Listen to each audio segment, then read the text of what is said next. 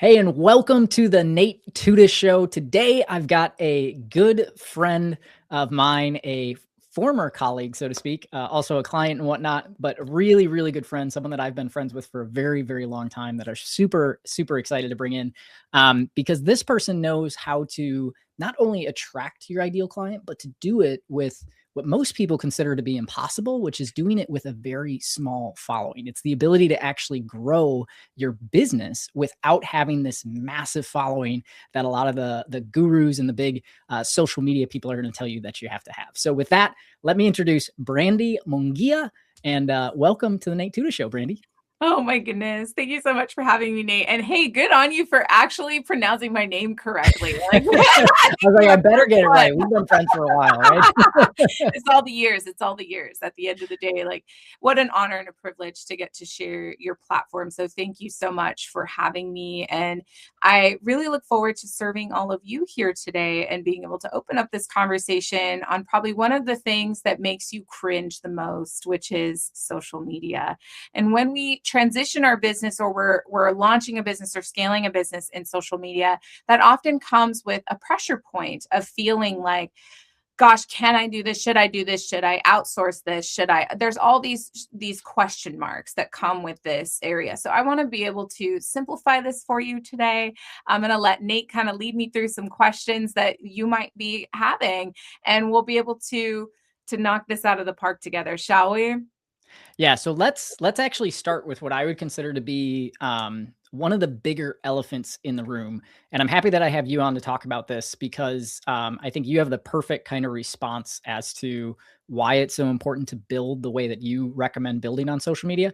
And it's the fact that the big elephant in the room, we have AI now, right? And so there's so many people that are creating massive volumes of content that's Right. very, very low quality, right? Right. High quantity, but low quality. So can you just Right. talk to us about the importance of authenticity when actually building on social media?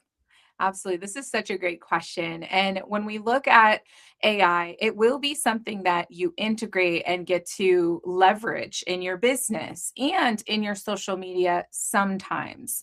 Where AI becomes your thought partner is you will have the days where you might have writer's block or you don't have the time and you do need to create some content.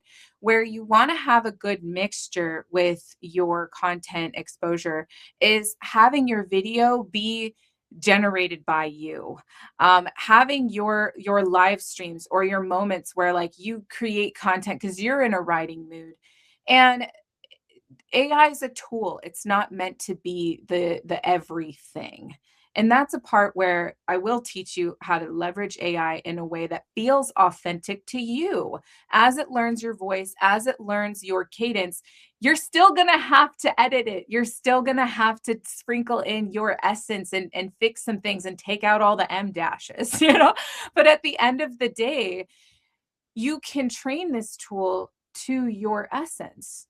And when you're creating, it has to be in that mindset with your social media that consistency will be key. And if AI can help bridge that gap for you on the days that you have life strike or you have things happen, let it be a bridge builder, not an entire pathway.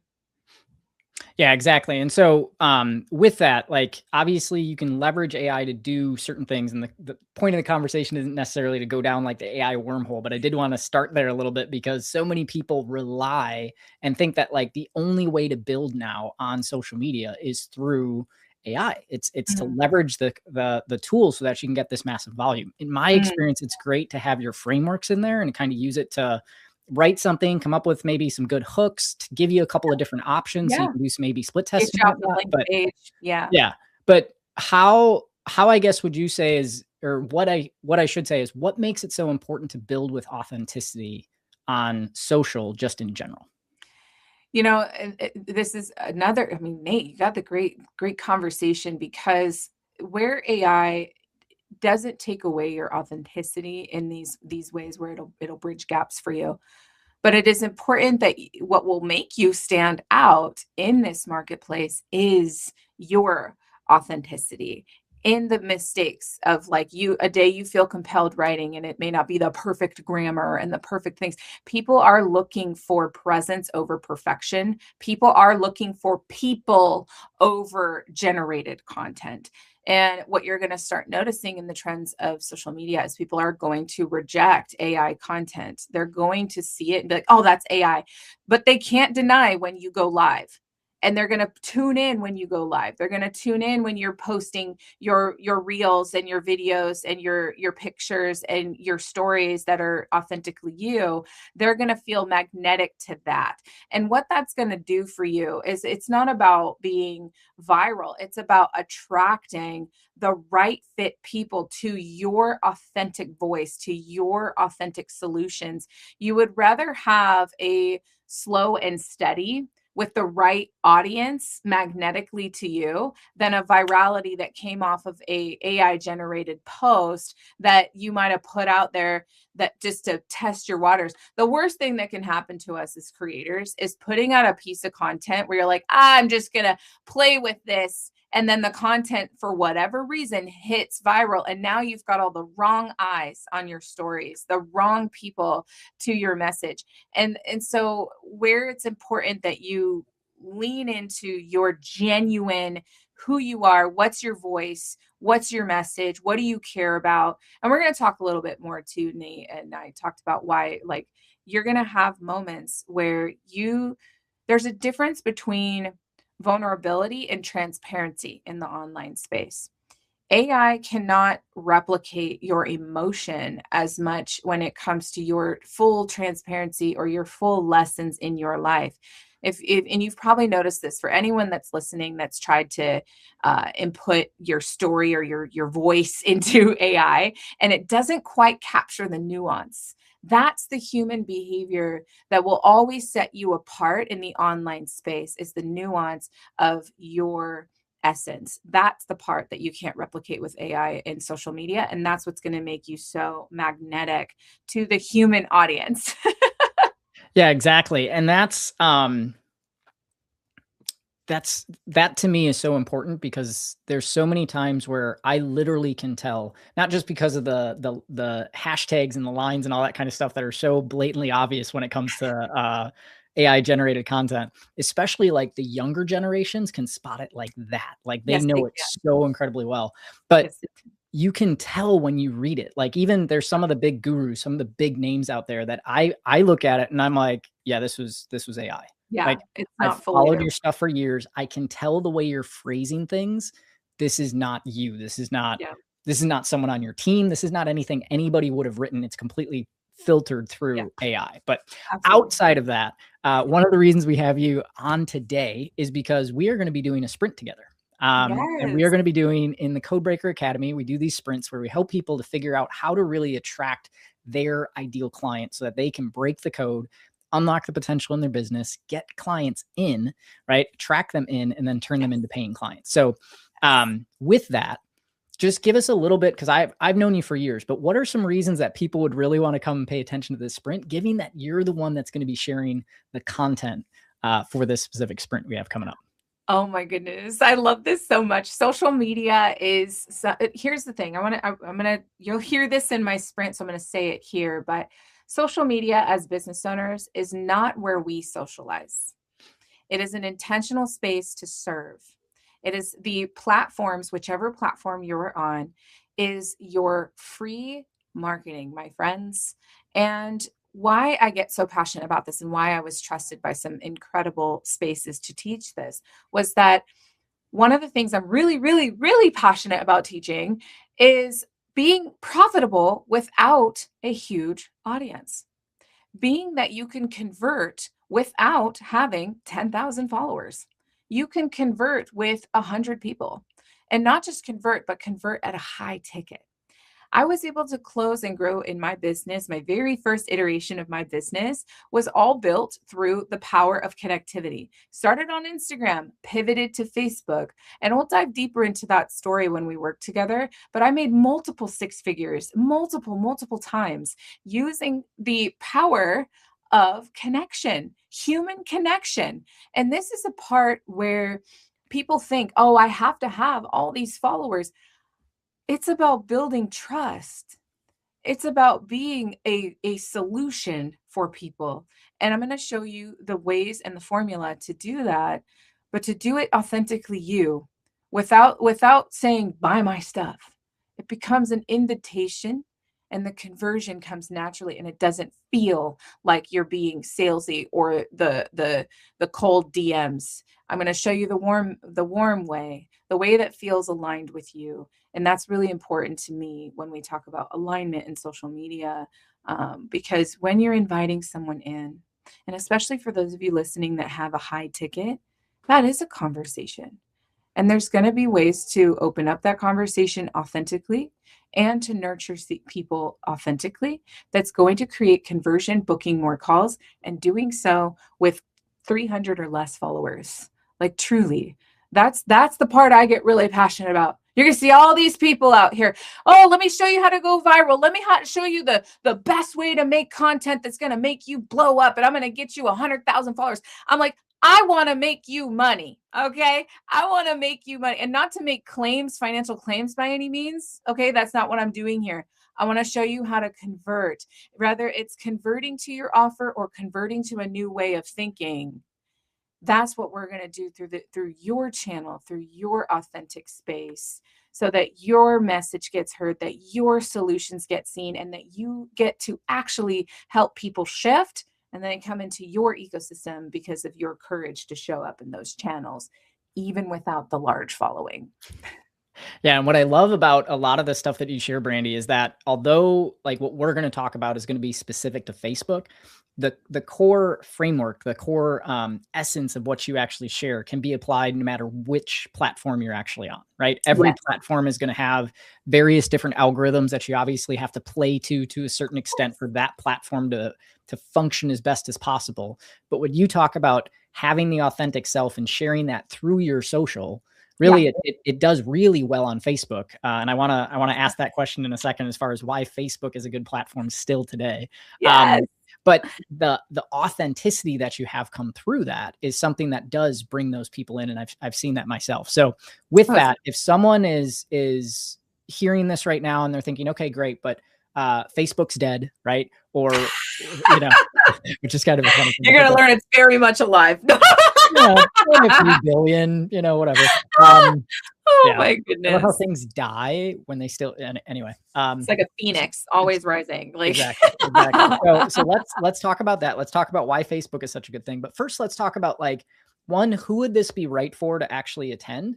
And then what do they need in order to really be able to get started and hit the ground running as they join this spring? Ooh, I love this. Honestly, this is for every type of entrepreneur. Okay. When we're talking, I don't know what your niche is. It doesn't matter what your niche is. This is for the entrepreneur that's either, whether you're in startup or you're scaling, this is going to apply to you. If you've never used this before, this is going to exponentially grow you very quickly when you follow through on this framework.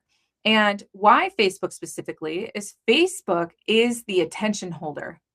Facebook holds attention longer than any other platform. Between people reading, watching live videos, and the power of Facebook groups, I will tell you right now, Facebook is the moneymaker. Facebook is the space where people do engage, especially with high ticket.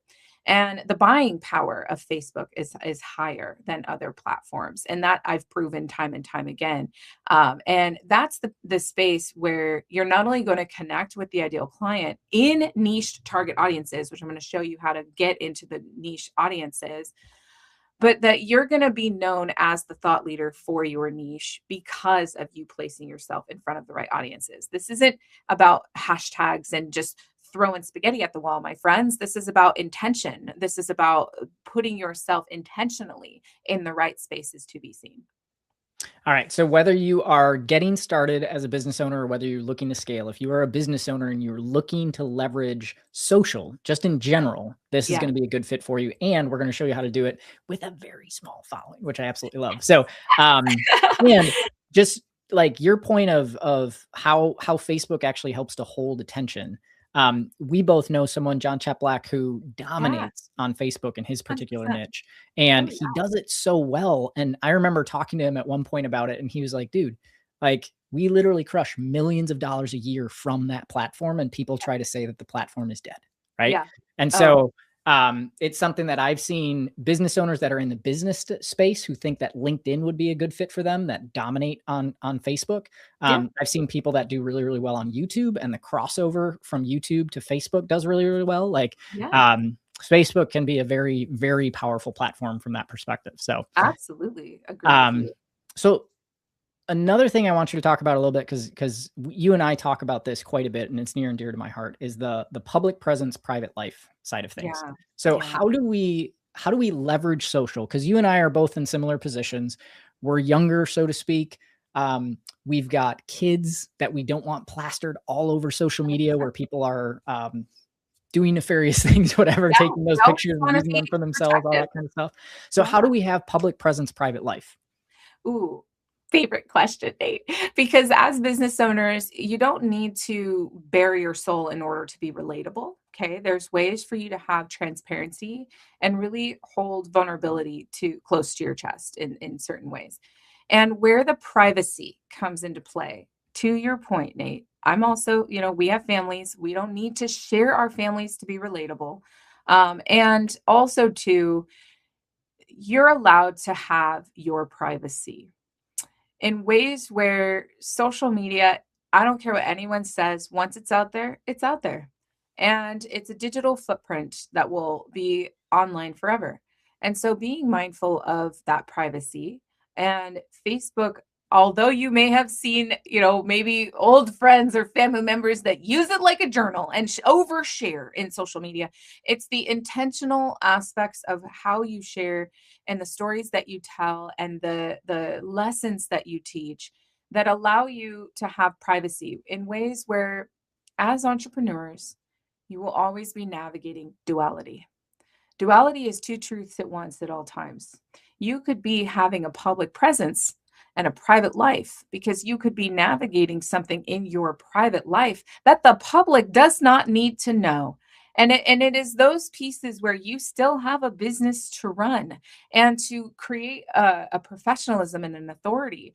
And yes, you will have moments of relatability where maybe you're processing duality live in ways where maybe the lessons are being woven in as you're teaching with this duality. And I love how Nate had brought John Cheplack forward because John is a prime example of someone who navigates privacy and duality in a way where he'll share things that are going on in the same breath talking about his business and what's going on in his life, but he's not sharing privacy in ways where certain things stay offline, and that's important. All of us have done this in ways where we can share a process of what we're going through while keeping details private, keeping vulnerability of that private, but the relatability of business ownership also comes with presence and pressure. And sometimes that pressure has a lesson attached to it, and that's sometimes we can share our transparency, and where that pressure has privacy attached to it, where we don't need to share all the details. And we'll talk about that balance and how to effectively share the lessons without revealing and bearing the wound. And those are things that help people feel humanized in the online space, where you also get to protect your human experience where you don't have to share everything, but still keeping your business alive and present and moving and continuously in its momentum no matter when life strikes you, because life does strike and your business must go on. Yep. And let's talk about those moments when life strikes, right? Because one of the things that I know you and I have talked about is the importance of consistency Mhm. on social media. Not Mhm. necessarily like massive volumes of you have to be doing 20, 30 posts a day and things of that nature, but just staying consistent with your message, staying Yeah. consistent with your content of what you're Yes. actually putting out there, and staying Yes. consistent with the platform, Yeah. because life does happen, right? We all have things. You and I both travel extensively, so we have those Yes. moments where it's like, dear God, when am I going to be home again? Yeah. But Like I'll get content done eventually. well, and that's one of those, like I found, I'm like, I just record content in the airport. Like, I'm like, what else are you going to do when you're waiting for a plane? Right. Again, it's So, like progress over perfection, right? It's like people, when you learn to document versus create sometimes, like there's going to be all these nuances to content creation. We'll talk about that in the training as well. But I didn't mean to interrupt you, Nate. I get all excited. Go ahead, continue. No, you're good. Because I just wanted you to kind of talk about that importance of the duality between consistency when life happens and whatnot, right? Absolutely. Yeah. Because there's a congruence, right? Of you being a leader, that you have to create congruency in your social media in ways where if someone sees you on a podcast, if somebody sees you on a stage, if somebody reads your book or takes your course, there needs to be congruence to your presence on social media that it really highlights you as the trusted leader, as what you're known for. And when we look at that presence and that consistency, if you're not consistent, then people may look at that and say, can they be consistent in my coaching? Can they be consistent in my follow through? And so, where that becomes congruency of practice what you preach and momentum, if we pause for too long in our social media, people also get worried. They're like, what? Are you okay?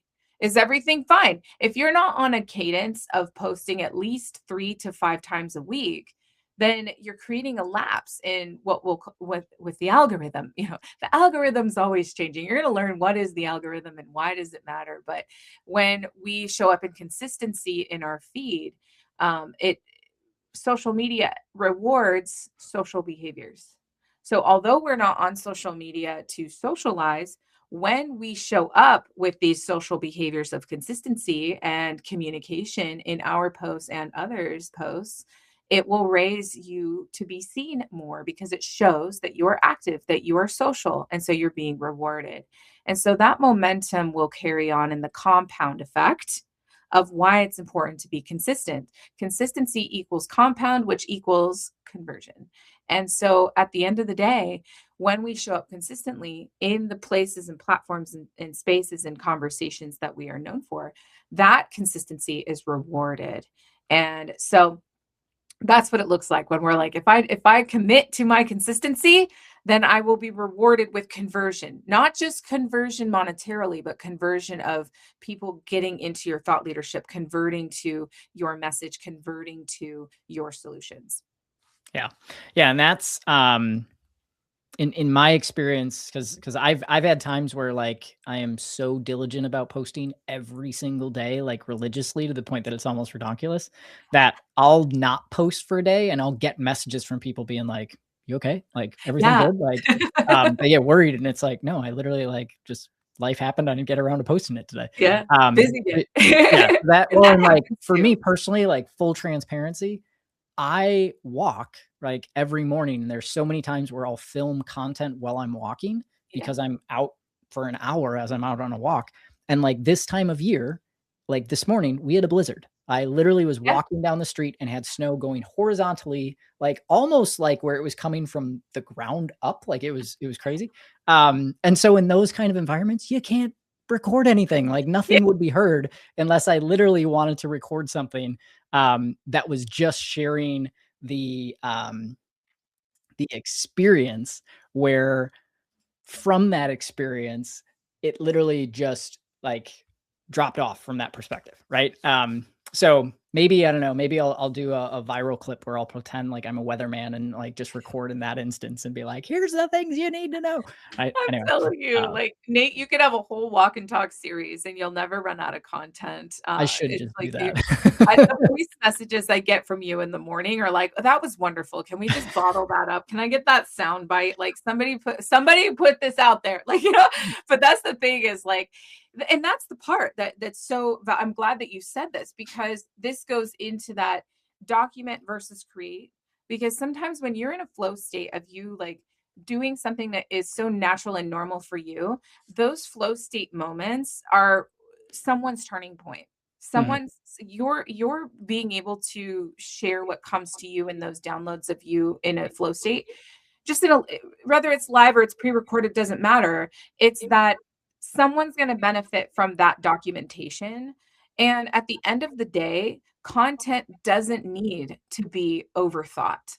And again, anyone listening, you're going to hear 75 million different ways of creating content. But in our experience, and I know you can speak to this too, Nate, in our experience, some of the most successful people, they're like bespoke.